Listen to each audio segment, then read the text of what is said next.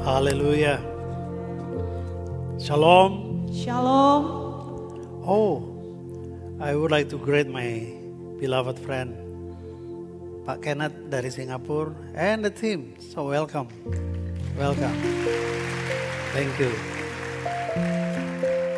Bapak Ibu Saudara sekalian, tidak terasa kita sudah masuk bulan Oktober ya. Tinggal Oktober, November, 3 bulan lagi goodbye 2024. Dan memasuki bulan Oktober, dunia diwarnai dengan berbagai macam gejolak yang kalau kita perhatikan dengan saksama, kita tidak bisa pungkiri bahwa Yerusalem baru akan segera datang. Anda suka atau tidak, siap atau tidak, Yerusalem baru akan segera datang. Perhatikan apa yang terjadi di Timur Tengah, ancaman perang dunia ketiga. Itu sebabnya saya merindukan supaya setiap kita jemaat yang saya gembalakan memiliki sebuah dimensi tentang masa depan kita yang bukan masa depan di dunia ini, tapi masa depan di sorga. Selama kita hidup di dunia ini, hiduplah bagi Kristus. Maka kalaupun tiba saatnya dia datang kembali menjemput kita, kita tahu tempat kita nanti ada di sorga. Persoalannya saya perhatikan kenapa begitu banyak orang Kristen acu tak acu dengan Tuhan. Ya datang ke gereja, tapi kehidupan seringkali kita masih hidup seadanya. Saya temukan persoalannya adalah karena gereja jarang memberitahukan apa kata Alkitab tentang sorga. Sehingga orang punya bayangan sorga itu adalah tempat yang membosankan. Orang hanya datang di sana terus sepanjang masa sampai kekal hanya menyembah Tuhan. Sehingga tidak menarik. Tapi hari ini saya berdoa supaya apa yang akan saudara dengarkan, saudara saksikan, betul-betul akan merubah dimensi saudara yang baru. Sehingga saudara akan merindukan sorga. Lebih daripada merindukan dunia. Mata kita akan lebih tertuju kepada perkara-perkara di atas. Bukan perkara-perkara yang ada di bumi ini. Kita berdoa. Yesus, Engkau adalah kebenaran kami. Engkaulah yang telah menyelamatkan kami. Engkau memberikan kami hidup. Kami hidup dalam pengharapan. Bukan pengharapan di dunia ini saja. Tapi pengharapan yang kekal. Sebab itu selama Engkau memberikan kami hidup Tuhan, tolong mampukan kami untuk menghidupi hidup ini sesuai dengan kehendak-Mu. Dan kami mau berkata seperti Paulus berkata, hidup adalah untung. Hidup adalah Kristus, mati adalah keuntungan. Supaya kalau kami hidup bagi-Mu Tuhan. Hati kami tetap memandang kepadamu dan menyembah Engkau. Dan biarlah kami punya satu tekad yang kuat. Bahwa dunia tidak bisa menjauhkan kami dari kasih-Mu. Mampukan mata kami tetap memandang-Mu. Bukan memandang dunia ini. Hamba-Mu akan menyampaikan ini di bawah otoritas. Kebenaran firman Tuhan dan pengurapan Allah. Izinkan kiranya Tuhan. Ada wibawa ilahi menyertai setiap perkataan hamba-Mu. Sehingga itu boleh merasuki seluruh jiwa dan roh kami. Mengubah pandangan kami tentang hidup ini. Bersabdalah ya Tuhan. Di dalam nama Tuhan Yesus. Haleluya. Amin. Silakan duduk. Shalom. Saudara, saya mau ajak kita membaca satu bagian firman Tuhan khusus tentang sorga. Berapa banyak yang ingin tahu tentang sorga? Saudara, kita akan baca sama-sama Wahyu 21 mulai ayat 10 ya. Kita akan baca bersama-sama karena cukup panjang sampai pasal 22 ayat 7. Jadi saya mau kerjasama. Saya baca ayat genap, Anda baca ayat yang ganjil. Tolong Pak Oke, siapkan dalam versi bahasa Inggris ya supaya nanti waktu jemaat membacakan atau kamu bisa ikut membacakannya ya. Baik, sudah siap di layar ada ayat 10. Saya mulai dan ayat 11, ayat ganjil Anda sambung. Tolong kalau membaca firman Tuhan jangan dalam hati. Anda harus membacakan dengan bersuara supaya lebih lengket. Siap? Mari. Lalu di dalam roh ia membawa aku ke atas sebuah gunung yang besar lagi tinggi. Sambil engkau membaca membayangkan gunung yang besar dan tinggi. Dan ia menunjukkan kepadaku kota kudus itu, Yerusalem, turun dari sorga dari Allah. Kota itu penuh dengan kemuliaan Allah dan cahayanya sama seperti permata yang paling indah. Bagaikan permata yaspis, jernih seperti kristal. Dan temboknya besar lagi tinggi. Dan pintu gerbangnya 12 buah. Dan di atas pintu-pintu gerbang itu ada 12 malaikat. Dan di atasnya tertulis nama ke-12 suku Israel. Di sebelah timur terdapat 3 pintu gerbang. Dan di sebelah utara 3 pintu gerbang. Dan di sebelah selatan 3 pintu gerbang. Dan di sebelah barat 3 pintu gerbang. Dan tembok kota itu mempunyai 12 batu besar, batu dasar. Dan di atasnya tertulis ke-12 nama ke-12 nama Rasul anak domba itu. Dan ia yang berkata-kata dengan aku mempunyai suatu tongkat pengukur dari emas untuk mengukur kota itu serta pintu-pintu gerbangnya dan temboknya. Perhatikan ayat 16 ya. Kota itu bentuknya 4 persegi panjang dengan lebar. Panjangnya dan lebarnya sama. Jadi dia panjang lebar sama. Ada ya? Dan ia mengukur kota itu dengan tongkat itu. 12.000 stadia. 12.000 stadia Anda bayangkan itu panjangnya 2 kali Pulau Jawa. Jadi dari Anyer sampai ke Banyuwangi, Anda bayangkan sepanjang itu 2 kali panjangnya. Ini cuma satu kota, Yerusalem baru. Yerusalem baru itu yang disebut kota kudus Allah. Itu adalah ibu kota kerajaan Allah. Jadi bukan hanya itu saja, itu baru ibu kotanya. Saya mau Anda bayangkan ya, 2 kali Pulau Jawa panjangnya. Lebarnya 2 kali Pulau Jawa. Nah sekarang lihat tingginya. Panjang dan lebarnya dan tingginya sama. Kota itu juga tingginya 2 kali Pulau Jawa. Makanya dikatakan dia dibawa ke satu gunung yang tinggi. Itu bayangkan, saya tidak bisa bayangkan 2 kali Pulau Jawa sebesar apa kota itu. Anda baca ayat 17. Lalu ia mengukur temboknya 144 hasta. Menurut ukuran manusia yang adalah juga ukuran malaikat. Lebar temboknya itu selebar 63 meter.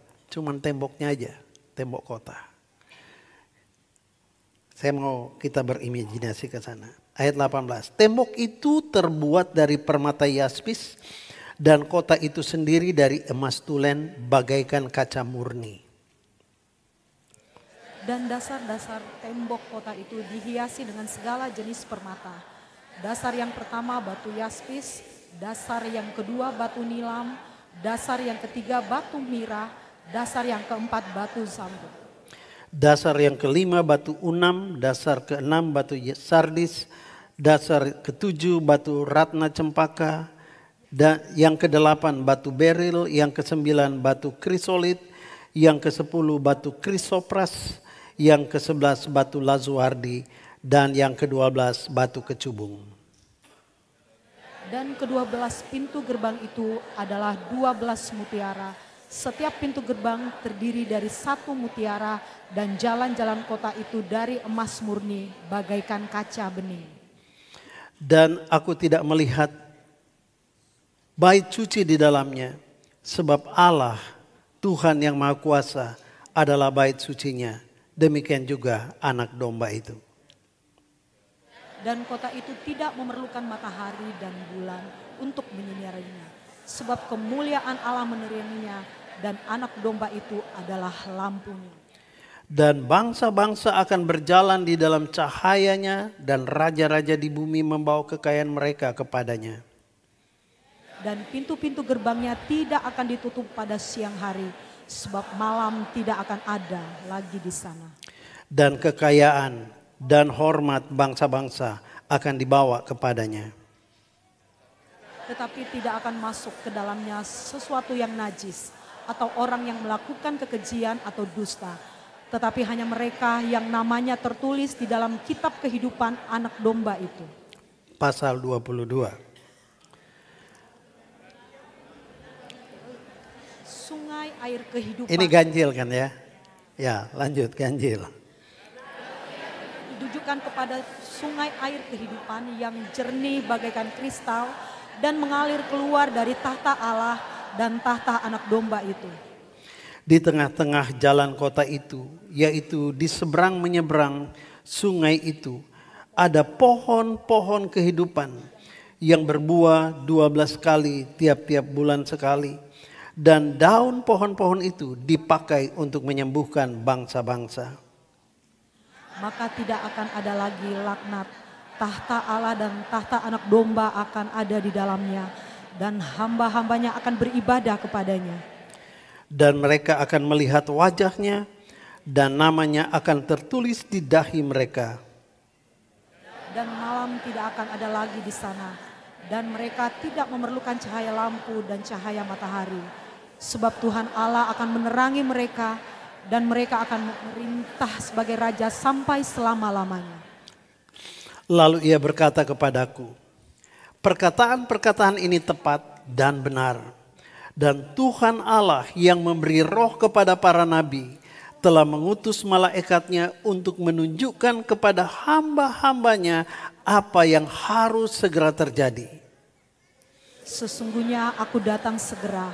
Berbahagialah orang yang menuruti perkataan-perkataan nubuatan kitab ini. Sekali lagi ayat ini. Sesungguhnya aku datang segera. Berbahagialah orang yang menuruti perkataan-perkataan nubuat kitab ini.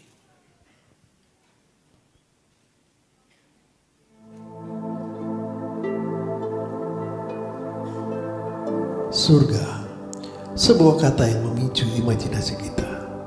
Megah bermandikan cahaya, paduan suara malaikat memuji Tuhan, dan jiwa-jiwa melayang di awan penuh damai terbang melintasi gerbang mutiara. Atau mungkin Anda membayangkan orang-orang terkasih yang telah meninggal bersatu kembali dengan gembira di sana. Rasa sakit duniawi mereka telah hilang untuk selamanya. Kita semua punya gambaran tertentu tentang keagungan itu. Tapi apakah itu sesuai dengan kebenaran Alkitab? Seperti apakah surga sebenarnya menurut Alkitab? Dan apakah yang akan dilakukan oleh orang percaya di sana sepanjang masa? Akankah kita juga melayang sambil memetik kecapi di atas awan seperti mereka? Masihkah kita akan mengenali keluarga dan teman-teman di sana? Mereka menggambarkan malaikat dengan sayap, ada lingkaran cahaya di kepala bernyanyi selamanya. Betapa membosankan. Semua konsep atau budaya populer kita pegang tentang surga hanyalah berasal dari imajinasi seni, bukan dari kebenaran firman Tuhan yang dapat membuat Anda semakin rindu untuk sampai ke sana. Lewat video ini saya ingin bergambaran tentang surga yang lengkap, yang sepenuhnya berdasarkan Alkitab. Dengan membahas ayat demi ayat, kita akan melihat 3 dimensi utama dan aktivitas ilahi yang menanti kita di sana sebagai orang percaya. Pertama, sifat fisik dan karakteristik surga. Kedua, aktivitas dan hiburan yang akan dilakukan orang percaya. Ketiga, salah tafsir manusia yang telah mengubah kebenaran Alkitab. Tujuan saya adalah untuk membangkitkan rasa kagum dan kerinduan akan rumah yang dijanjikan Tuhan dalam Yohanes 14 ayat 1 dan 2. Membayangkan betapa menakjubkan tinggal dalam kerajaan surga yang mulia dan kekal. Mari kita lihat. Surga disebut juga Yerusalem baru, adalah ibu kota kerajaan Allah. Kemegahannya jauh melampaui imajinasi manusia. Dalam Wahyu 21:22 dijelaskan luas kota suci Allah itu yang megah, panjang, lebar, dan tingginya sama, yaitu 1400 mil, dengan gerbang-gerbang bertatahkan mutiara. Trotoar yang akan dilalui orang percaya terbuat dari emas yang dimurnikan hingga sebening kaca. Ibu kota kerajaan Allah yang sangat besar ini bersinar memancarkan kepenuhan kemuliaan Tuhan. Matahari atau bulan tidak diperlukan karena Tuhan Allah sendiri menjadi penerangnya. Sebuah sungai yang tenang yang mengalirkan air kehidupan keluar dari takhta Tuhan, melewati pusat kota yang tepinya berbaris pohon-pohon kehidupan yang daunnya untuk menyembuhkan bangsa-bangsa. Sungguh suatu panorama yang menakjubkan. Namun kenyataan sesungguhnya akan jauh melampaui keagungan yang Alkitab dapat gambarkan. Di surga tidak ada lagi jejak penderitaan, air mata, kesedihan, atau rasa sakit. Semua kesulitan dan beban telah terhapus selamanya. Yang ada hanyalah sukacita dan kehidupan berlimpah dalam naungan abadi hadirat yang Maha Kuasa. Kenikmatan duniawi tidak dapat menandingi kebahagiaan kekal yang menanti. Di sana mawar tak pernah layu. Kemuliaan surga akan memenuhi kita dengan sukacita tiada tara. Dan di sana kita akan terus beraktivitas selama-lamanya. Bukan seperti seniman kartun gambarkan, hanya melayang-layang di atas awan tanpa tujuan. Alkitab menyingkapkan ada banyak aktivitas yang mulia menanti kita. Dalam kekekalan kita akan penuh dengan penyembahan kepada Tuhan dan berpartisipasi dalam kegiatan surgawi penuh kreativitas. Ada 24 tua-tua yang mengelilingi takhta Tuhan berseru, "Kudus, kudus, kuduslah Tuhan." Meletakkan mahkota mereka di hadapan takhta dengan penuh hormat. Wahyu 19 ada kumpulan besar orang kudus bersorak memuji Tuhan di hari penghakiman terakhir atas segala kejahatan. Kita juga akan bergabung dengan paduan suara massal yang tak hentinya memuliakan Sang Raja. Keagungannya yang selalu baru secara spontan akan membuat kita takjub dan memuji Dia.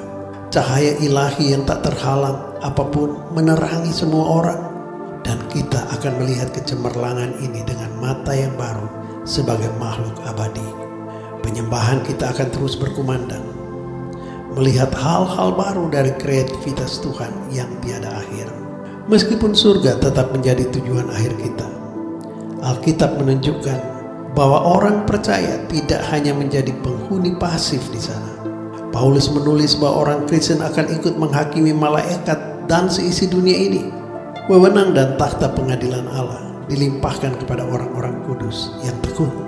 Selain itu, jika kita menderita bagi Kristus di bumi, kita akan turut memerintah bersama Dia di surga. Perbuatan kita di bumi menyertai kita dengan upah yang melimpah atas kesetiaan kita.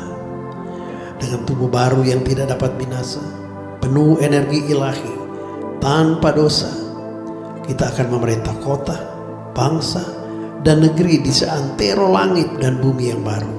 Kita dapat mengunjungi ibu kota kerajaan Allah yang mempesona dan bekerja bersama Tuhan dan orang-orang kudus di seluruh ciptaan yang telah diperbaharui, sambil menikmati petualangan tanpa akhir yang menanti kita di sana. Jadi bukan hanya melayang di atas awan sambil memetik kecapi, seperti lukisan fantasi yang bertentangan dengan kebenaran Alkitab. Selanjutnya, mari kita bahas beberapa kesalahpahaman itu. Meskipun kita mungkin masih mengenali teman dan anggota keluarga kita di sana, tapi di surga tidak ada kawin dan mengawinkan. Tapi kita akan hidup bahagia seperti malaikat. Hubungan perkawinan dan unit keluarga di bumi yang hanya didasari kasih eros dan filio tidak akan berlanjut dalam kekekalan. Hubungan kita telah menyatu bersama Kristus sang mempelai pria dengan kasih agape. Kita akan hidup dalam keintiman agape yang sempurna dengan Allah melalui Kristus. Demikian pun kita dengan sesama orang percaya menjadi satu keluarga rohani dalam sebuah realitas komunal yang mulia dan kudus. Ada juga yang berkata bahwa gerbang surga dijaga oleh Santo Petrus, pegang buku, menconteng siapa yang boleh masuk, siapa yang tidak. Padahal Alkitab tidak katakan ada penjaga pintu yang memeriksa kualifikasi kita. Karena kualifikasi masuk sepenuhnya bergantung pada karya Kristus di salib, bukan kepada penilaian manusia. Semua orang yang bertobat dan percaya dapat masuk melalui kasih karunia oleh iman kepada Kristus. Gerbang-gerbang besar yang berkilauan, yang tetap terbuka selamanya. Tidak ada yang menghalangi akses ke Yerusalem baru selamanya, kecuali dosa. Gerbang mutiara memberi visualisasi imajinatif, tetapi proses masuknya jauh lebih ramah daripada checklist yang kita bayangkan. Kartun juga menggambarkan jiwa yang telah meninggal sebagai sosok makhluk halus, tembus pandang, seperti ubur-ubur, mengambang di atas awan tanpa tujuan yang jelas. Tapi Alkitab mengungkapkan orang percaya sebagai makhluk kokoh yang secara aktif bekerja, belajar, dan menyembah dengan tubuh baru kita yang tidak dapat dihancurkan. Keajaiban sorga adalah kepenuhan Tuhan dan komunitas orang kudus yang tidak membosankan. Karena kita akan terus menemukan kreativitas baru Kristus yang penuh makna dalam kemagahannya. Di sana kita juga bisa tur ke berbagai tempat yang menakjubkan, yang menanti semua orang yang percaya kepada Kristus Yesus. Jadi surga bukanlah dunia roh halus yang mengambang misterius, tetapi kerajaan yang mempesona dan hidup yang beresonansi dengan kemegahan Tuhan. Meskipun kata-kata tidak dapat menggambarkan keajaiban surga secara utuh, Alkitab mengungkapkan cukup banyak hal untuk memicu imajinasi kita. Seperti dinding-dinding yang penuh permata, jalan-jalan dari emas, sungai kehidupan yang mengalir tenang, cahaya cemerlang dari kemuliaan Tuhan yang menerangi segala sesuatu yang ada di dalamnya. Jadi surga bukan tempat bermalas-malasan dan membosankan. Alkitab menunjukkan orang-orang kudus aktif menyembah di sekeliling takhta. Kita akan berpartisipasi dalam masyarakat kudus, belajar dan berekreasi dengan tubuh baru yang tidak terkekang oleh keterbatasan duniawi. Kita akan bergabung dalam komunitas orang-orang kudus di masa lalu, sambil mengekspresikan karunia yang diberikan Tuhan kepada kita. Rasa sakit dan air mata di dunia ini akan digantikan dengan sukacita yang tidak pernah pudar selamanya. Meskipun gambaran tentang malaikat memetik kecapi di atas awan mengandung keindahan imajinatif, namun gambaran tersebut gagal menangkap seluruh ambience surga yang diungkapkan dalam Alkitab. Doa saya, video ini dapat menunjukkan bahwa kerajaan surga bukan sekedar dongeng atau konstruksi konseptual. Surga adalah realitas utama yang dirindukan jiwa, pikiran, dan hati kita melalui Kristus Yesus. Kehidupan kekal menanti kita semua di sana. Semoga Allah damai sejahtera menguduskan kamu seluruhnya, dan semoga roh, jiwa, dan tubuhmu terpelihara sempurna dengan tidak bercacat pada hari kedatangan Kristus Tuhan kita. Ia yang memanggil kamu adalah setia, Ia juga akan menggenapinya. Amin.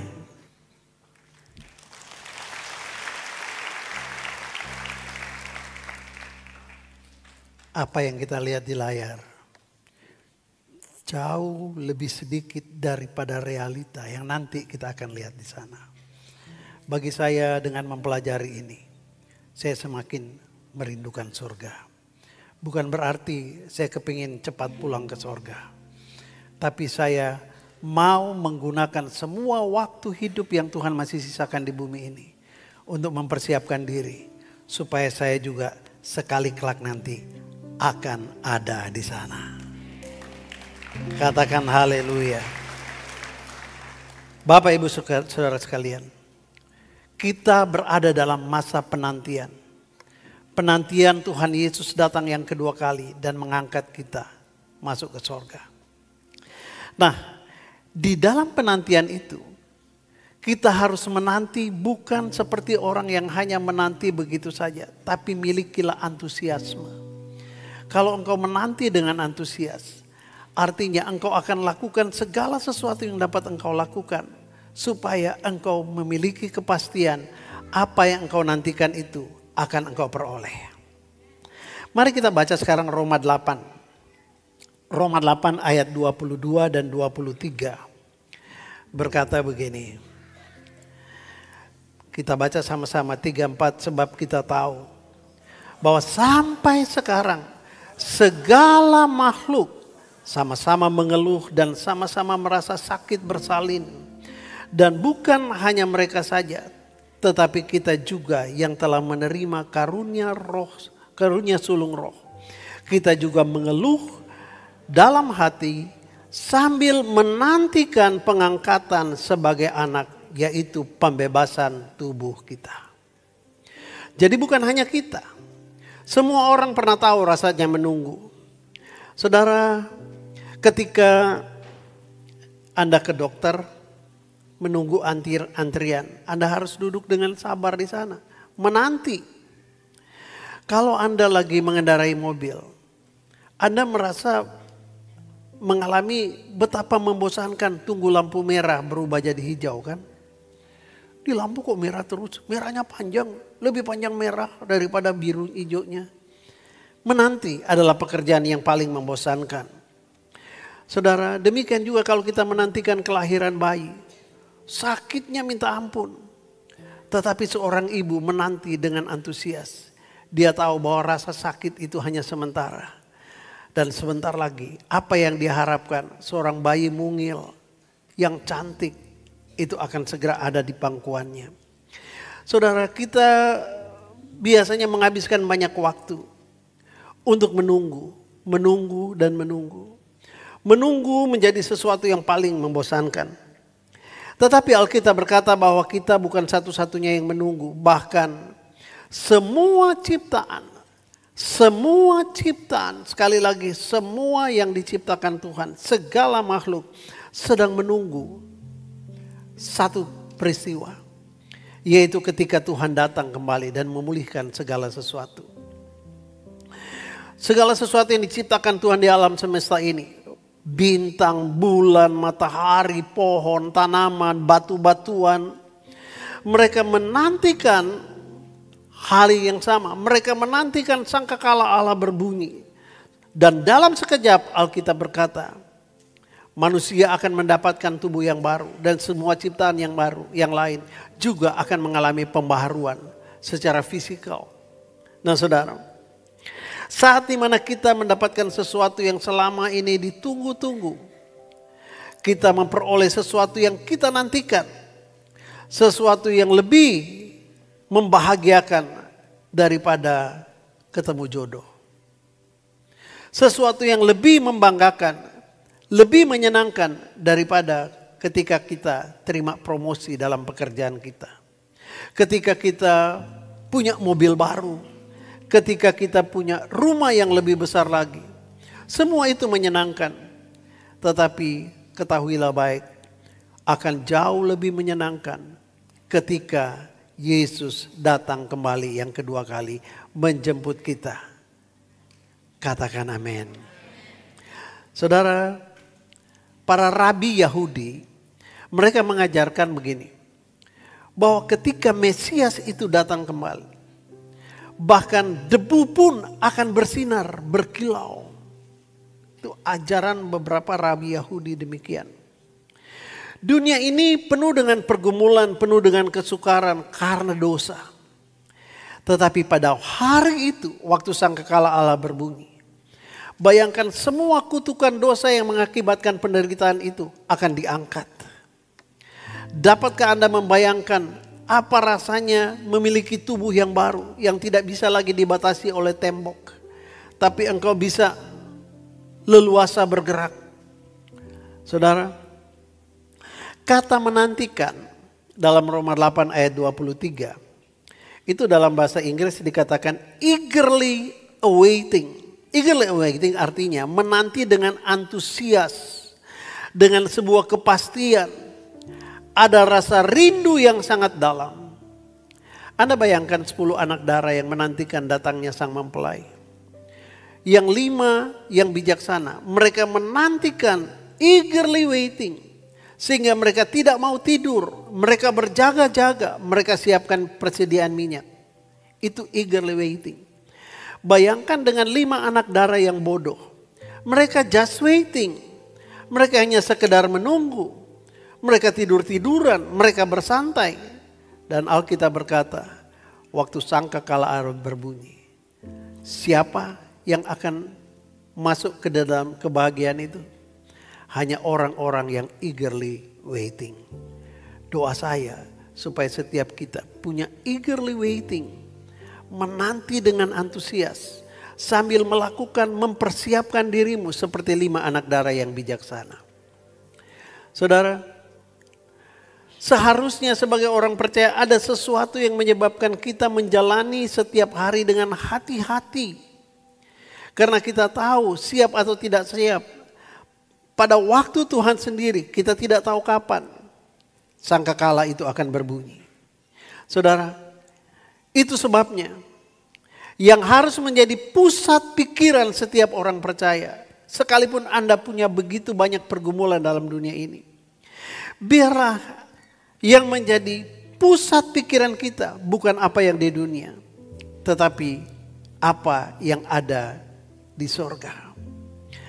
Jadikan Jesus is the center of your life. Jesus is the center of your life, of your activities, and all things. Saudara, kita harus bertanya kepada diri kita sendiri. Setiap hari saya tanya dalam hati saya, seandainya Tuhan datang hari ini, sudah siap gak saya ya? Pernahkah saudara berpikir demikian? Apakah saya antusias menanti kedatangannya ya? Itu menjadi pertanyaan saya dalam hati.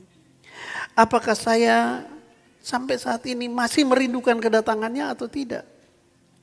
Saudara, ketika itu semua mengisi pikiranmu, maka engkau akan menjadi orang yang seperti yang dicatat dalam Kolose 3 ayat 1 sampai 4. Firman Tuhan katakan Kolose 3 1 sampai 4. Karena itu, kalau kamu dibangkitkan bersama dengan Kristus, carilah perkara yang di atas, di mana Kristus ada, duduk di sebelah kanan Allah. Pikirkanlah perkara yang di atas, bukan yang di bumi. Sebab kamu telah mati dan hidupmu tersembunyi bersama dengan Kristus di dalam Allah. Apabila Kristus yang adalah hidup kita menyatakan diri kelak, kamu pun akan menyatakan diri bersama dengan Dia dalam kemuliaan. Amin. Saudara, mari latih hidup kita untuk menantikan Dia dengan penuh harapan. Saudara, alasannya sangat jelas. Di dunia kita hidup 70-80 tahun, ada mungkin sampai 90. Ayah saya masih hidup sudah 99 tahun. Tapi Alkitab bilang kelebihannya itu penuh dengan penderitaan.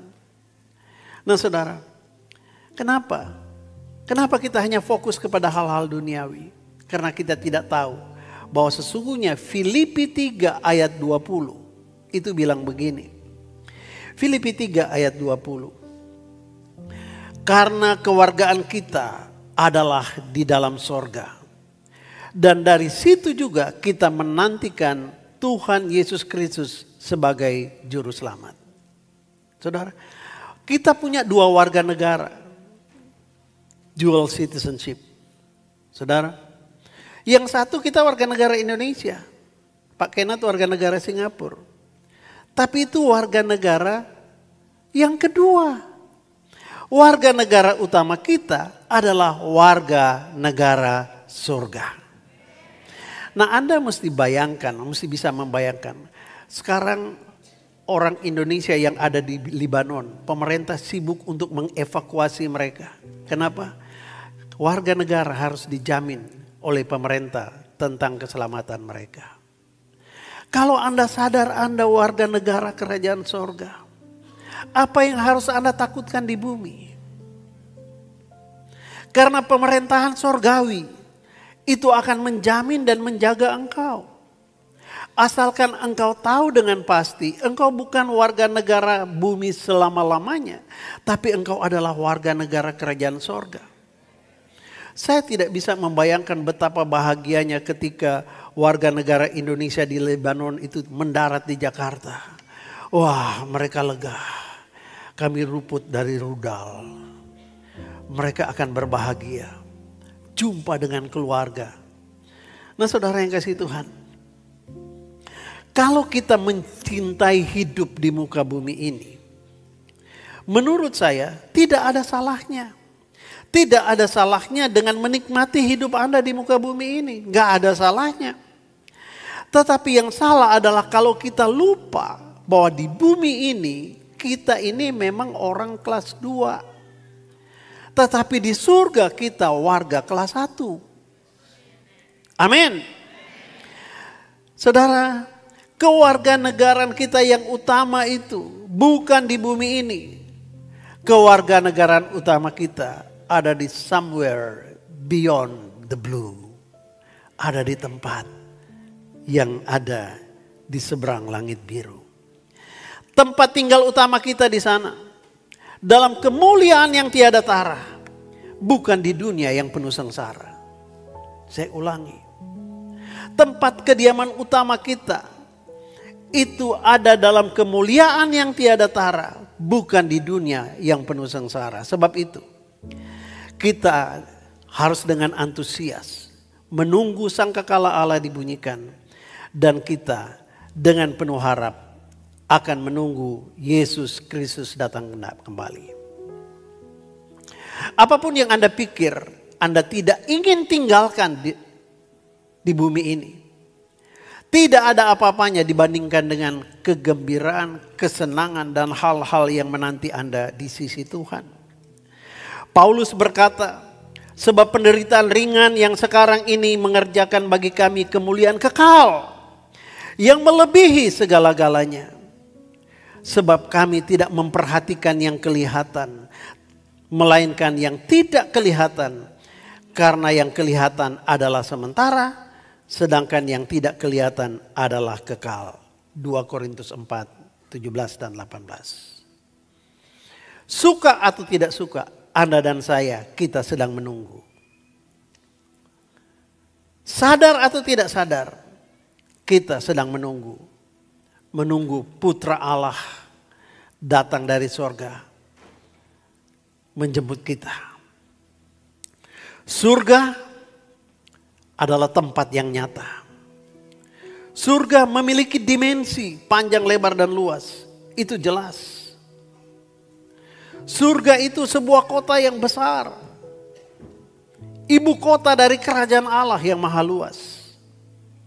Dan tidak dapat dibatasi lagi oleh tubuh fisik kita yang ada sekarang ini. Di bumi, kalau kita naik tangga, apalagi sudah umur agak tua, kalau naik tangga, saudara, baru beberapa step harus berhenti. Kenapa? Terengah-engah. Atau lutut kita mulai terasa sakit. Namun bayangkan ketika kita ada di sorga. Walaupun dikatakan tinggi kota itu. 2 kali Pulau Jawa tingginya. Anda tidak perlu ada lagi rasa capek untuk naik ke sana. Kenapa? Anda punya tubuh yang baru. Suatu hari nanti kita akan tiba di tempat keabadian itu. Di mana tidak ada lagi kematian. Kutukan dosa hilang selamanya. Dan kita tidak akan pernah mati. Tidak akan pernah bersedih lagi. Ayub berkata, hari-hari kehidupan kita di bumi sedikit. Dan penuh dengan kesedihan. Kita datang di dunia menangis. Dan sepanjang hidup kita menangis. Penuh dengan air mata. Dan waktu kita mati, orang yang kita tinggalkan juga menangis. That is worldly life. Itulah kehidupan di muka bumi ini. Namun satu hari nanti, tidak akan ada lagi kedengaran tangisan. Karena Tuhan akan menghapus setiap air mata kita. Akan datang hari yang membahagiakan di mana tidak akan ada sedikit pun kesedihan dalam hidup ini. Matius 11 ayat 11 berkata, Aku berkata kepadamu, sesungguhnya di antara mereka yang dilahirkan oleh perempuan tidak pernah tampil seorang yang lebih besar daripada Yohanes Pembaptis. Terkenal dia. Dan kemudian Tuhan Yesus melanjutkan dengan pernyataan yang fenomenal. Dia bilang begini, namun yang terkecil dalam kerajaan sorga lebih besar daripadanya. Artinya apa? Sejahat apapun hidupmu di muka bumi ini, sebejat apapun kehidupanmu, tapi kalau engkau sampai pada satu titik, engkau bertobat, engkau buka hatimu, engkau terima Yesus sebagai Tuhan dan Juru Selamat. Alkitab berkata, 2 Korintus 5:17, barang siapa ada di dalam Kristus, dia adalah ciptaan yang baru. Yang lama sudah berlalu, sesungguhnya yang baru sudah datang. Anda menjadi ciptaan yang baru. Kalau Anda mempertahankan kehidupan sebagai ciptaan yang baru, maka satu saat nanti, waktu engkau sampai ke sorga, saudara, seterkenal apapun Yohanes, seterkenal apapun, sehebat apapun manusia yang pernah hidup di muka bumi ini, dikatakan engkau akan jauh lebih besar daripada keterkenalan orang itu. Coba lihat kiri kanan saudara dan katakan, perhatikan hidup sebagai ciptaan yang baru. Engkau akan jauh lebih besar dari orang-orang besar di dunia ini. Elon Musk adalah orang yang terkenal, sangat kaya. Waduh, dia punya segala sesuatu. Tapi dibandingkan dengan Anda nanti di sorga, itu Anda lebih dahsyat. Anda jauh lebih besar. Anda jauh lebih terkenal dari Elon Musk.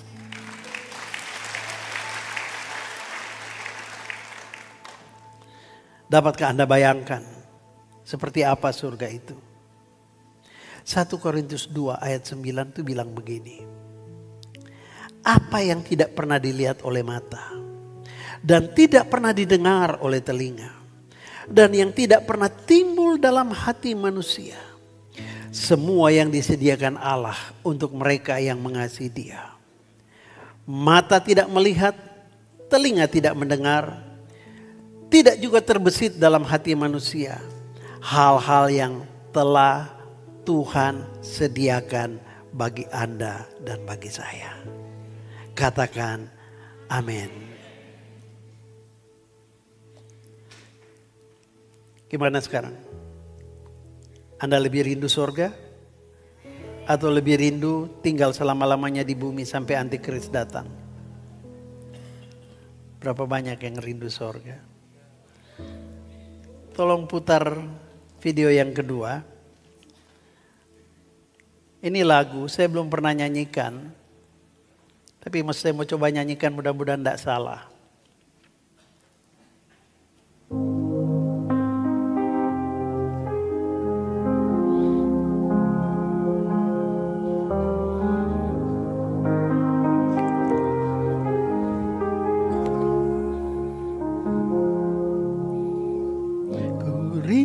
Pergi ke surga yang jalannya dari emas, pohon kehidupan mekar dan mawarnya tak layu. Dunia penuh sengsara, dosa dunia mendera, di surga bebas derita dan mawarnya tak layu. Di dunia mawar mekar, namun hanya semusim. Aku rindu pergi ke surga, di sana mawar tak layu.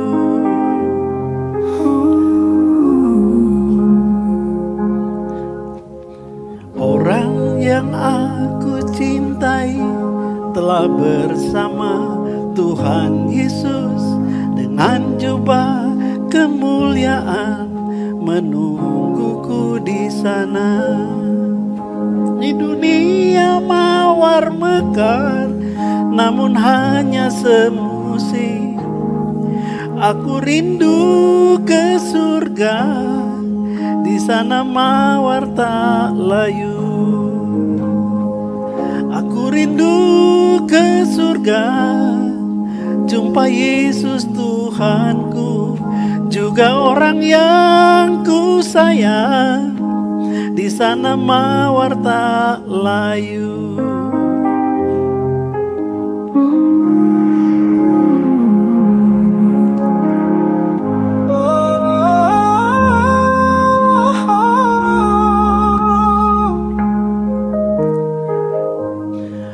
Aku rindu ke surga, jumpa Yesus Tuhanku, juga orang yang ku sayang, di sana mawar tak layu.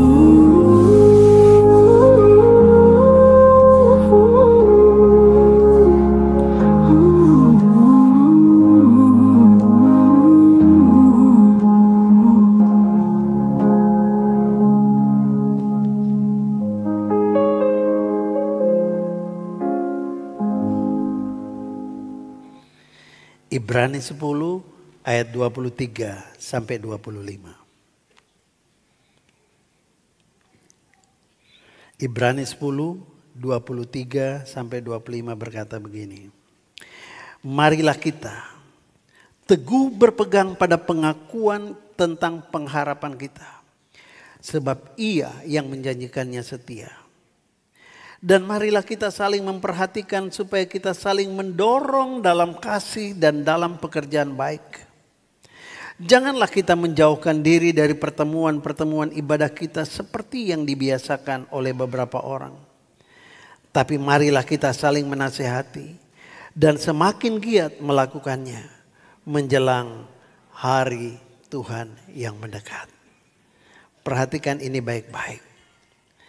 Saya percaya ada beberapa dari antara kita tidak terlalu bersemangat, tidak terlalu antusias untuk menantikan kedatangan Tuhan. Atau bahkan ada yang tidak peduli sama sekali, dia mau datang, emang gua pikirin. Hati-hati saudara. Orang yang demikian adalah orang yang hidupnya masih terbungkus, terikat, terjerat di dalam kesenangan dunia ini. Padahal hidupnya pun juga menderita. Orang yang menderita terus tidak rindu sorga, saudara, orang yang paling naif. Orang yang memiliki segala-galanya tidak mengingini sorga itu masih masuk di akal. Tapi saudara yang kasih Tuhan, jangan sampai hidupmu terbungkus, terikat, terjerat dalam kesenangan dunia saat ini. Yesus berkata, Anda siap atau tidak siap, Aku akan datang kembali. Jika engkau tidak dapat hidup bagi Tuhan sekarang ini, apa yang akan engkau lakukan ketika roh antikristus mulai memerintah bumi ini dan terjadi kemurtatan yang besar? Anda akan ada di sana. Saudara, kalau engkau tidak menjadikan Jesus is the center of your life, kalau engkau tidak tinggal di pusat kehendak Tuhan, artinya Anda sedang tinggal di tepi jurang yang tinggal menanti waktu. Anda pasti akan jatuh. Saudara, ada sebuah cerita seorang gadis kecil yang hampir setiap malam dia jatuh dari ranjang dan menangis. Dan ibunya selalu mengangkat dia. Suatu saat ibunya tanya, Nak, kenapa kamu ini kok sering jatuh seperti begitu ya? Dan anak ini bilang begini, Mama, aku rasa karena memang aku tuh lebih senang kalau tidur itu di pinggiran ranjang. Ranjangnya gede, maunya di pinggir. Nah saudara, kita belajar dari cerita ini. Lebih baik Anda sekarang ini ambil keputusan menjauh dari tepi jurang itu. Lebih baik Anda berhenti untuk bermain-main dengan dosa. Satu kaki ingin sorga, satu kaki ingin dunia. Nah saudara, berhentilah berkubang dalam kenajisan dan mengisi jiwa Anda dengan kebohongan demi kebohongan, tipu daya demi tipu daya. Kompromi dengan kompromi. Saudara, Tuhan mengharapkan umatnya untuk hidup dalam kekudusan. Karena dia akan segera datang kembali. Nobody knows kapan perang dunia ketiga akan terjadi. Tapi dengar baik. Ini saya perhatikan. Ini Rusia presidennya sudah ke Iran. Meeting di sana. Juga dari Amerika sudah ke Israel. Itu dua-dua punya senjata nuklir. Kalau sampai mereka gila. Lalu saling pakai senjata nuklir. Ini bumi jadi debu. Dan kalau itu terjadi, itu terjadinya pasti nanti setelah gereja Tuhan diangkat. Setelah Yesus datang kembali. Saudara, sebab itu di hari-hari seperti hari ini, Tuhan mengharapkan umatnya untuk hidup dalam kekudusan. Hidup dalam kemurnian. Tidak ada kebohongan atau tipu daya. Dia ingin Anda dan saya berpaling dari segala sesuatu yang mengikat Anda di dunia ini. Berpaling dari berhala-berhala dunia ini dan membasuhkan diri dalam darah Kristus. Saudara, sementara jika Anda antusias menantikan kedatangannya yang kedua, dan Anda temukan ada sesuatu yang membuat Anda seringkali kehilangan keintiman dengan Yesus, ini waktunya engkau buat keputusan. Aku akan menyalakan kembali api kasihku yang semula dengan Kristus. Supaya engkau tetap akan terus berjalan bersama-sama dengan Dia. Saudara, kesulitan hidup adalah tantangan yang paling berat di dalam menantikan sesuatu. Kita perlu akui itu. Tapi saudara, Tuhan seringkali mengizinkan tantangan hidup ini terjadi. Karena kita harus mengerti bahwa kesulitan itu tidak selamanya mendatangkan keburukan buat saudara. Saudara, Yakobus 1 ayat 2-3 berkata begini, saudara-saudaraku, anggaplah sebagai suatu kebahagiaan apabila kamu jatuh dalam berbagai-bagai pencobaan. Sebab kamu tahu bahwa ujian terhadap imanmu itu menghasilkan ketekunan. Jika tidak seorang pun di dunia ini yang ingin hidup sulit, saya yakin. Sebisa mungkin kita akan berusaha untuk menghindari kesulitan.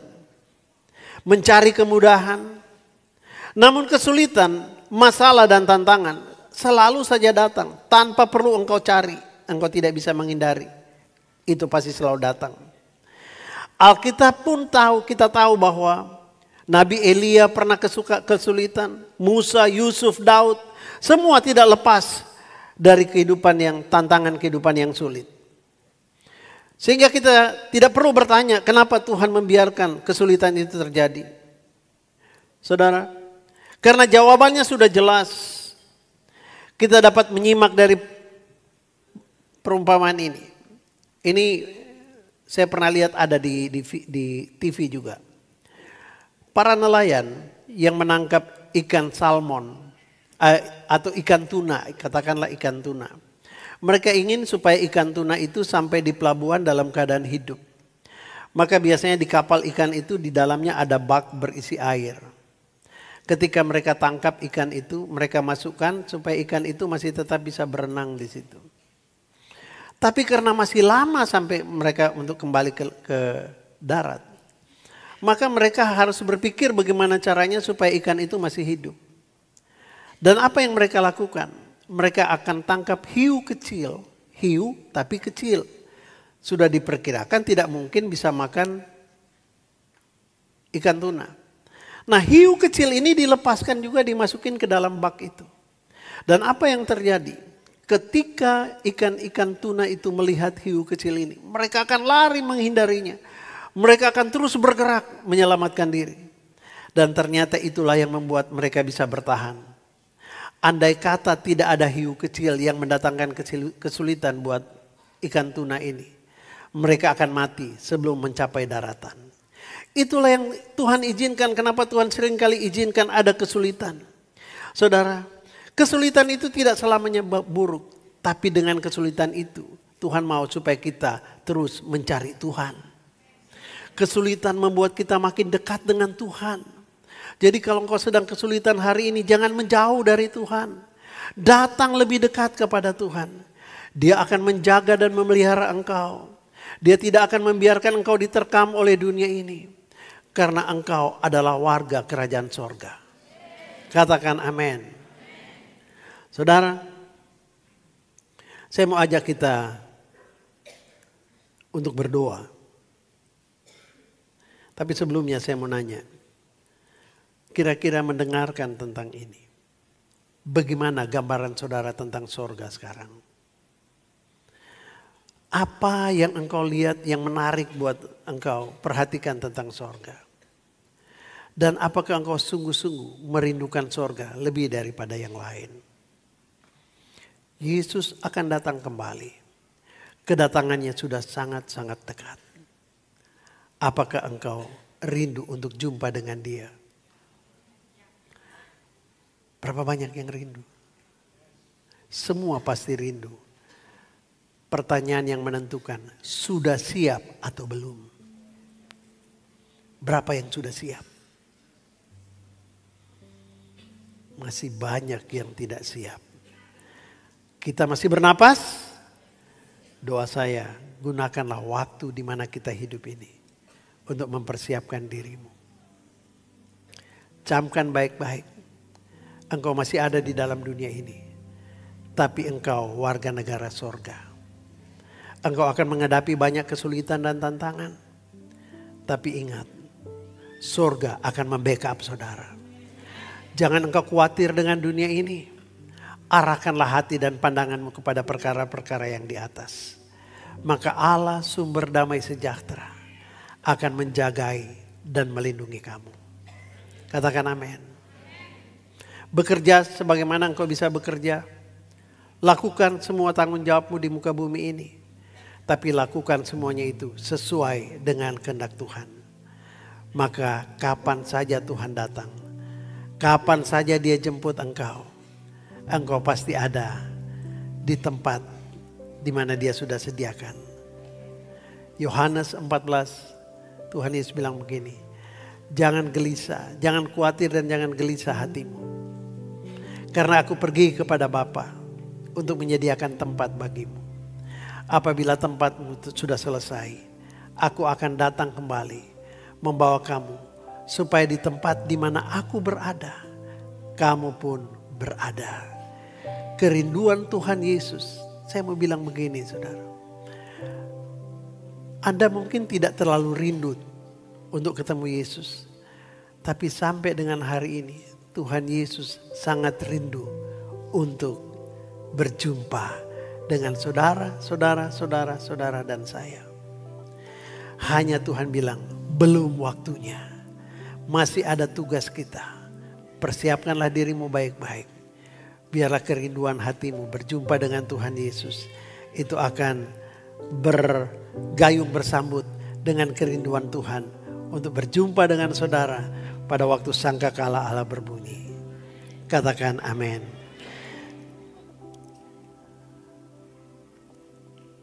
Siapa yang rindu untuk nanti punya tempat kediaman di sorga, menikmati keindahannya?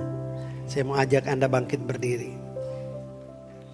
Dan saya mau ajak Anda berdoa dengan bersuara. Ikuti doa ini. Siap? Saudara ikuti doa ini. Ya Tuhan, aku serahkan segalanya kepadamu. Aku tidak mau menahan apapun juga. Aku akan menjauhkan diriku dari berhala-berhala yang aku tempatkan melebihi Engkau. Hari ini aku nyatakan bahwa aku tidak akan mundur daripadamu. Aku tidak pernah akan menyesal mengikutimu. Kali ini Tuhan, aku tidak akan mundur dari komitmen dan pengabdianku kepadamu. Aku dengan senang hati menyerahkan setiap kebiasaanku, kebiasaan buruk, kecanduan dosa. Aku dengan senang hati menyerahkan semua kelemahanku kepadamu Tuhan Yesus. Dan aku minta Engkau gantikan dengan kebiasaan-kebiasaan yang baru. Tuhan Yesus, aku tidak menyesal melayani Engkau. Aku memberikan tubuh, jiwa, dan rohku kepadamu. Aku memberikan pikiranku kepadamu. Semuanya untukmu Tuhan. Jadikanlah aku milikmu. Sekarang dan selama-lamanya. Supaya aku dengan penuh semangat. Dengan antusias. Aku akan menantikan kedatanganmu yang kedua kali. Dalam nama Tuhan Yesus. Yang percaya dan sungguh-sungguh katakan. Amin. Amin. Berikan tepuk tangan kemuliaan bagi Tuhan. Kita akan masuk dalam perjamuan kudus. Dan setelah itu ada seorang anak yang akan diserahkan kepada Tuhan. Kita tetap bangkit berdiri.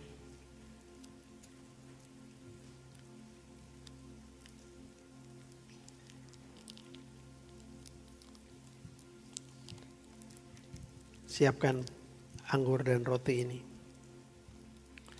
Mari kita nyanyikan lagu ini. Ya Allah damai sejahtera. Ya Allah damai sejahtera, kuduskan aku seluruhnya, agar roh, jiwa, dan tubuhku terpelihara sempurna. Hidup kudus dan tak bercacat di hadapanmu.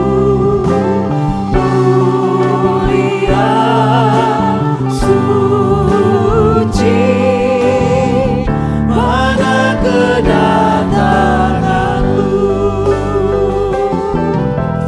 Hosana, Hosana, datanglah Tuhan Yesus. Hosana, Hosana, ku merindukanmu. Di dalam kerinduan kita untuk berjumpa dengan Kristus, mari kita angkat roti di tangan kanan kita. Pada waktu malam tatkala Yesus akan diserahkan, dia mengambil roti, dipecah-pecahkannya. Dan diberikan kepada murid-muridnya, katanya, inilah tubuhku yang aku serahkan dipecah-pecahkan bagi kamu. Perbuatlah ini setiap kali kamu memakannya menjadi peringatan akan aku. Saudara, ingatlah karya salib Kristus. Itu menjadi gerbang masuk kita untuk masuk ke dalam kerajaan sorga. Percayakah saudara bahwa untuk itulah dia sudah mati dan menyerahkan tubuhnya bagi kita? Makanlah dalam nama Tuhan Yesus.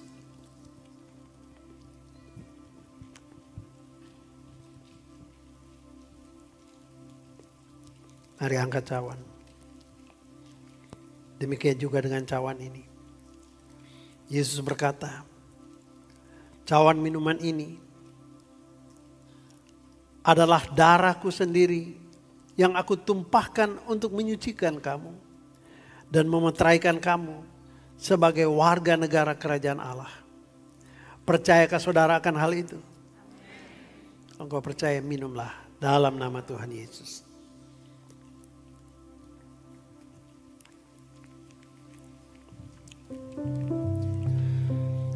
Sebab Allah sudah turun ke dalam dunia ini dalam pribadi Yesus Kristus, telah menebus saudara dan saya dengan tubuh dan darahnya. Dia sudah menguduskan kamu. Sebab itu, kuduskanlah dirimu. Jauhilah dosa. Persiapkanlah untuk menyongsong kedatangannya yang kedua kali. Terima kasih Tuhan. Hidup kudus dan tak bercacat di hadapanmu, mulia suci pada kedatanganmu. Hosana, Hosana, datanglah Tuhan Yesus. Hosana, Hosana, ku merindukanmu, ku merindukanmu, ku merindukanmu.